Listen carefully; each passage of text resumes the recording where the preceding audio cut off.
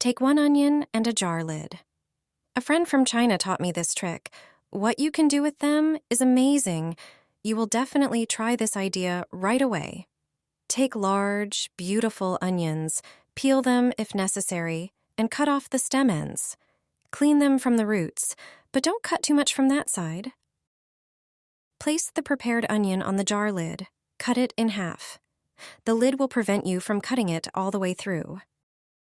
Now, cut it crosswise. Then, continue cutting it horizontally as shown in the video. This way, you will cut it into many pieces. It will look a bit like a flower. Cut the remaining onions the same way.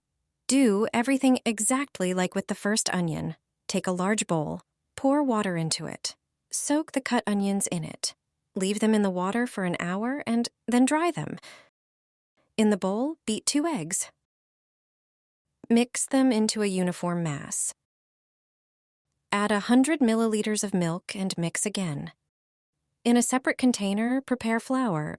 Add salt, pepper, and sweet paprika. Mix them thoroughly with the flour.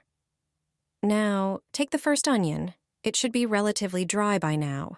Dip it in the egg, be thorough. Then dust the onion in the second bowl with flour. Again, do it thoroughly so that the flour covers the entire onion. Heat oil in a pot. Put the onion in it. Fry it until golden brown. Turn it over to ensure it fries well on the other side too.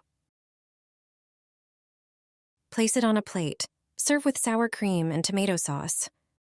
Just peel off individual onion feathers and savor their extraordinary flavor. This prepared onion makes an amazing snack or a standalone dish. Since my friend showed me this recipe, I make such onions regularly. It's delicious.